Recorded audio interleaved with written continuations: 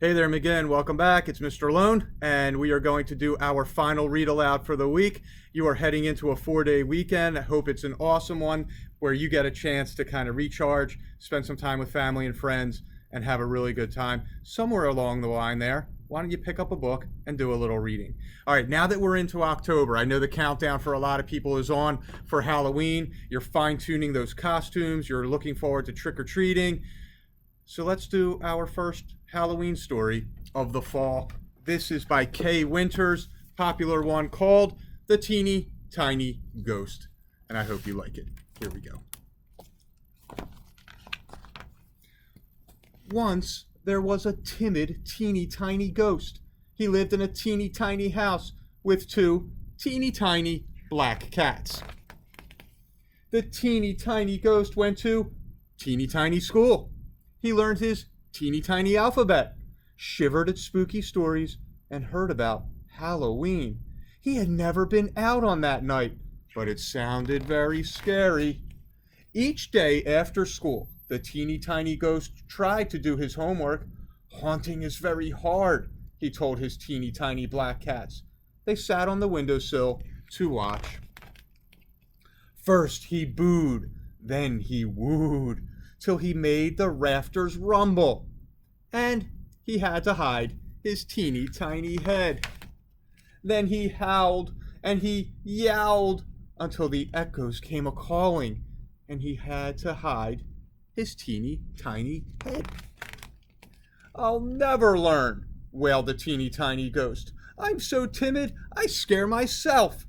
And a teeny tiny tear slid down his cheek. His teeny tiny cats climbed on his lap, licked his teeny tiny face, and purred their teeny tiny purrs.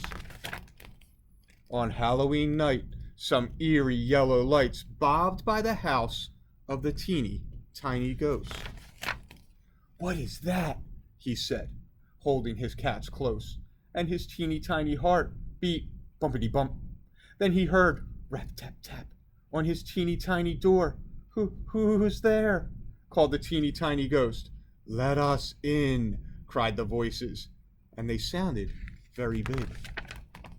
The teeny tiny ghost looked around. Could he hide? He slipped inside the grandfather clock, but he shivered and shook until he made the clock chime. Bing bong, bing bong, bing. The teeny tiny ghost thought his head would explode. He undid the latch and escaped. Rap tap tap came the knocking on his teeny tiny door. Let us in, cried the voices, and they sounded very loud. The teeny tiny cats mewed and meowed. Don't be afraid, said the teeny tiny ghost. I won't run away. I'll keep you safe. We have to be very, very brave. The teeny tiny ghost took a long, large breath.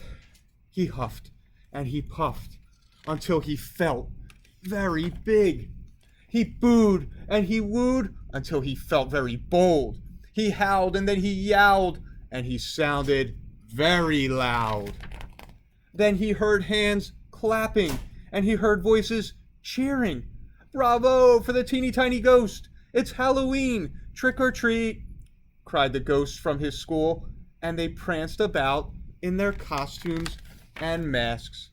His best friend Gilbert wore a blue sailor suit. He tooted tiny tunes on a teeny tiny horn. His teeny tiny teacher had a hat and cape. You can be a magician with your teeny tiny cats. Then the teeny tiny ghost and his teeny tiny friends sailed up the street on parade. They tapped on teeny windows, they rapped on tiny doors, while jack-o'-lanterns smiled in the bat-black night. The teeny tiny ghost gave a teeny tiny giggle and whispered to his teeny tiny cats, Happy Halloween. So boys and girls, I hope you enjoyed that. The teeny tiny ghost shows that bravery at one point, kind of dug deep inside to find what he needed from himself. You all can do great things. You all can accomplish whatever you set your mind to, just like we saw with our character here in the teeny tiny ghost.